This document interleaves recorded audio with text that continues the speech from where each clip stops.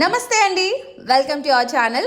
హిందూ ధర్మంలో ఎన్నో పండుగలు వస్తుంటాయి పోతుంటాయి, కానీ కొన్ని తిథులు మాత్రం చాలా చాలా పవర్ఫుల్. అలాంటి వాటిలో సంవత్సరానికి ఒక్కసారి మాత్రమే వచ్చే అత్యంత శక్తివంతమైన రోజు ఈ ముక్కోటి ఏకాదశి. దీన్నే మనం వైకుంఠ ఏకాదశి అని కూడా పిలుచుకుంటాం. ఈ సంవత్సరం డిసెంబర్ 30వ తారీఖున ఈ అద్భుతమైన పర్వదినం వచ్చింది. పురాణాల ప్రకారం 3 కోట్ల ఏకాదశులు చేస్తే ఎంత పుణ్యం వస్తుందో, ఒక్క ముక్కోటి ఏకాదశి రోజు ఉపవాసం ఉంటే అంతే పుణ్యం వస్తుందట. అందుకే దీన్ని ఏకాదశులకే రారాజు అంటారు. అయితే ఇంతటి గొప్ప రోజున మనలో చాలా మంది తెలియక చేసే చిన్న చిన్న తప్పుల వల్ల వచ్చిన పుణ్యం మొత్తం పోగొట్టుకుంటున్నారు. రోజంతా కష్టపడి ఉపవాసం ఉండి పూజలు చేసి కూడా చివర్లో చేసే ఈ 3 పొరపాట్ల వల్ల ఫలితం దక్కకుండా పోతోంది. అందుకే ఈ రోజు వీడియోలో మనం ముక్కోటి ఏకాదశి రోజు అసలు చెయ్యకూడని ఆ 3 తప్పులు ఏంటి, అసలు ఈ రోజు బియ్యం ఎందుకు తినకూడదు, ఉత్తర ద్వారం గుండానే ఎందుకు దైవ దర్శనం చేసుకోవాలి అనే ఆసక్తికరమైన విషయాలను ఇప్పుడు తెలుసుకుందాం.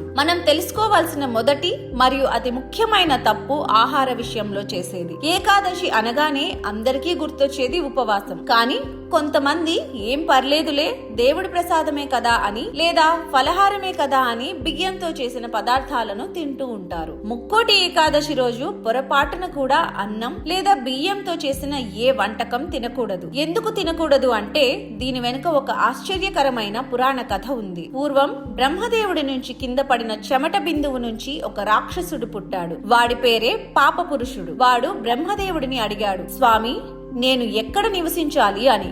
అప్పుడు బ్రహ్మదేవుడు ఏకాదశి రోజు ఎవరైతే అన్నం తింటారో వారి అన్నంలో నువ్వు నివసించు అని వరమిచ్చాడు. అంటే ముక్కోటి ఏకాదశి రోజు మనం తినే అన్నం మెతుకుల్లో ఆ పాప పురుషుడు దాక్కుని ఉంటాడని పురాణాలు చెబుతున్నాయి. అందుకే ఆ రోజు అన్నం తింటే మనం అన్నం తినట్లేదు, సాక్షాత్తు పాపాన్ని తింటున్నట్లు లెక్క. కాబట్టి మొదటి తప్పుగా పొరపాటున కూడా ఈ రోజు అన్నం ముట్టుకోకండి. పూర్తిగా ఉపవాసం ఉండలేని వారు పాలు, పండ్లు లేదా సగ్గు బియ్యం జావ లాంటివి తీసుకోవచ్చు.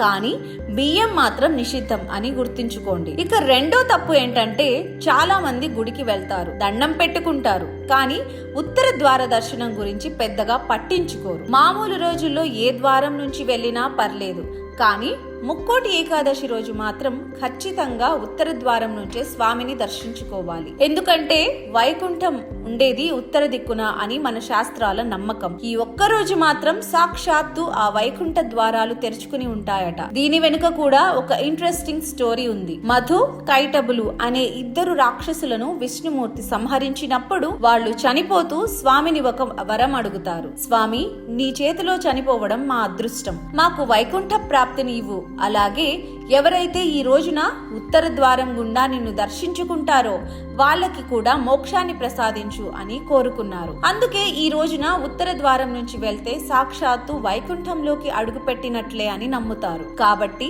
రద్దీగా ఉందని లేదా టైం లేదని వేరే ద్వారాల నుంచి వెళ్లకుండా ఈ డిసెంబర్ 30న కాస్త ఓపిక చేసుకునైనా సరే వైకుంఠ ద్వార దర్శనం ఖచ్చితంగా చేసుకోండి. ఇక మూడవది అందరూ చేసే అతిపెద్ద తప్పు జాగరణ విషయంలో. ముక్కోటి ఏకాదశి అంటే ఉపవాసం ఎంత ముఖ్యమో జాగరణ కూడా అంతే ముఖ్యం. కానీ ఇక్కడ చాలా మంది చేసే తప్పు ఏంటంటే రాత్రంతా మెలకువగా ఉండాలి కదా అని సినిమాలు చూడటమో, కబుర్లు చెప్పుకోవడమో లేదా ఫోన్ లో టైం పాస్ చేయడమో చేస్తారు. దీని వల్ల ఎలాంటి ఫలితం ఉండదు. జాగరణ అంటే జాగృతి అని అర్థం. అంటే దైవనామ స్మరణతో, విష్ణు సహస్రనామ పారాయణంతో మనసును మేల్కొలిపి ఉంచాలి. ఇంకొక ముఖ్యమైన విషయం ఏంటంటే రాత్రంతా జాగరణ ఉన్నాం కదా అని మరుసటి రోజు అంటే ద్వాదశి రోజు పగలు నిద్రపోతుంటారు. ఇది చాలా పెద్ద తప్పు. శాస్త్రం ప్రకారం ఏకాదశి ఉపవాసం ఉండి జాగరణ చేసిన వారు మరుసటి రోజు పగటిపూట అస్సలు నిద్రపోకూడదు. అలా నిద్రపోతే మీరు ముందు రోజు చేసిన ఉపవాస ఫలితం మొత్తం 0 అయిపోతుంది.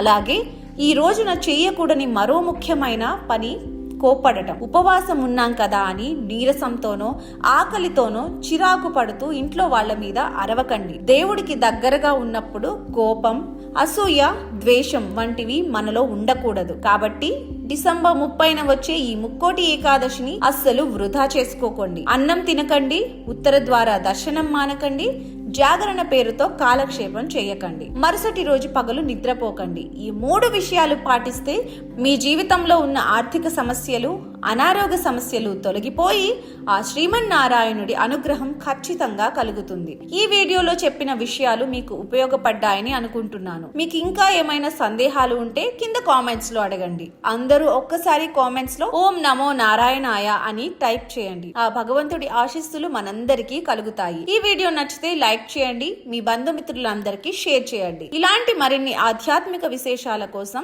మన ఛానల్ ని ఇప్పుడే సబ్స్క్రైబ్ చేసుకోండి. సర్వే జన సుఖినో భవంతు. జై శ్రీమన్నారాయణ.